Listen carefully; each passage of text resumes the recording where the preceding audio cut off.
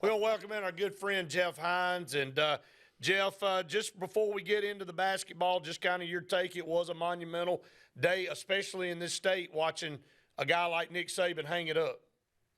Yeah, good to talk to you guys today. You know, not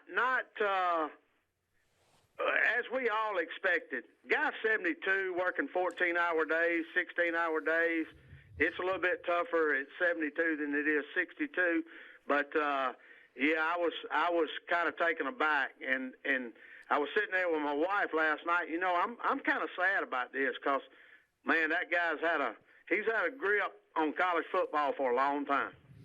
No question. He has. And Luke was just on. And, look, I think Luke's been realistic the whole time the last several years. He goes, when this thing ends, there's not going to be a guy out there that's going to replace him. And I think that's part of the problem of Alabama right now, of trying to find the guys. That there's a lot of great coaches out there that probably love to jump on the opportunity to come to the University of Alabama.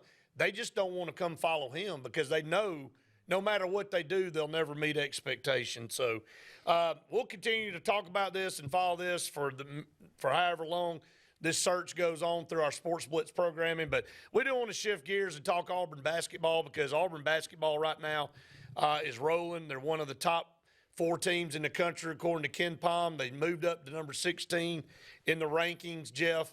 A big scrappy win against A&M, snapped a 3-game losing streak at home to Texas A&M. Nobody's been able to master that other than Buzz Williams, so it was good to get a win no matter how you were able to get it.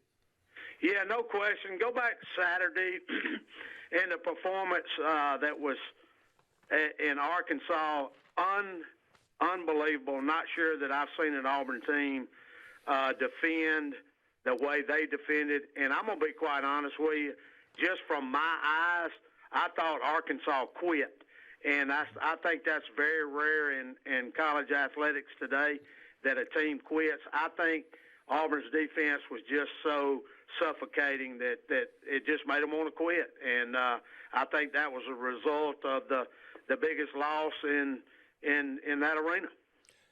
Jeff, you and I both are big Buzz Williams fans, and they do, and this is out of Bruce's mouth.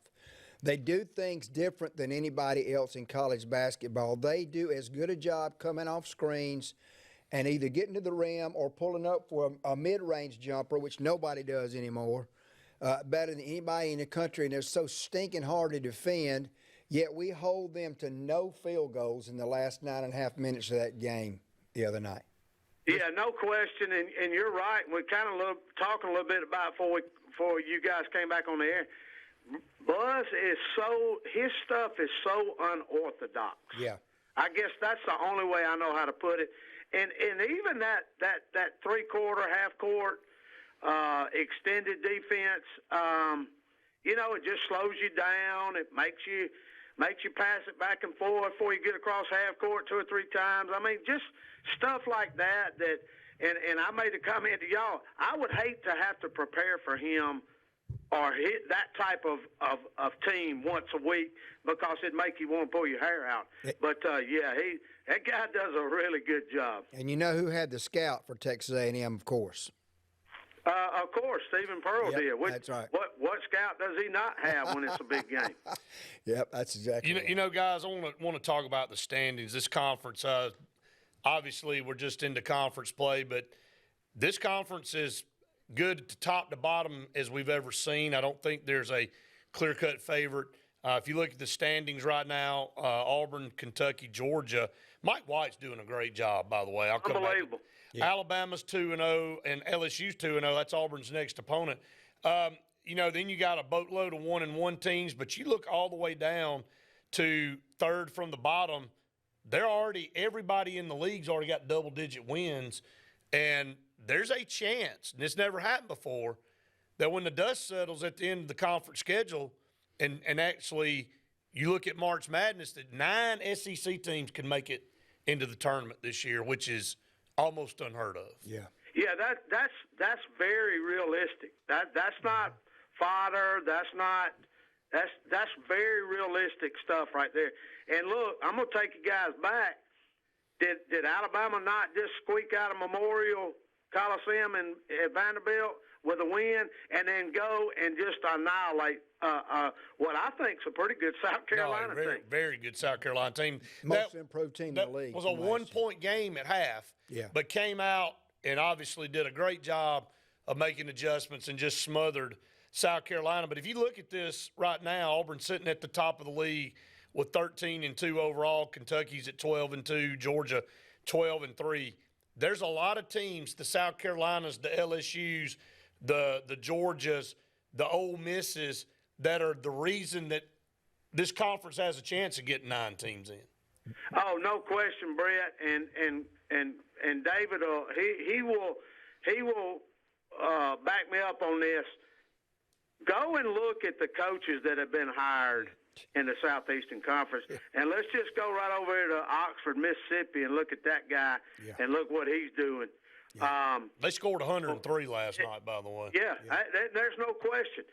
I want to get the couple plugs in.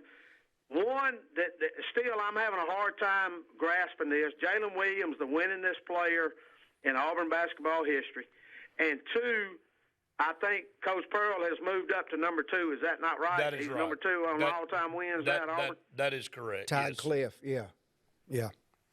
And he's behind Eves. He surpassed Cliff, right? Surpassed Cliff, that's right.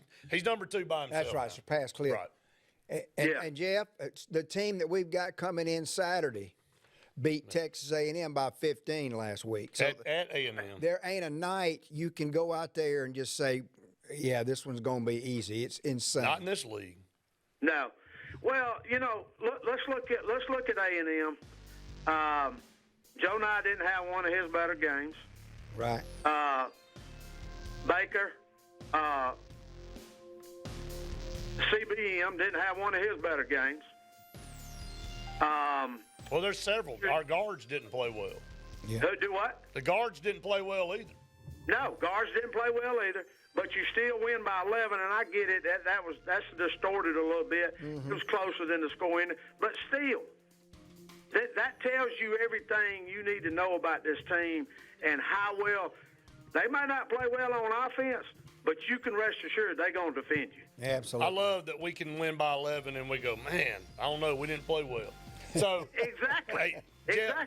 Didn't shoot it well. Right. They had what?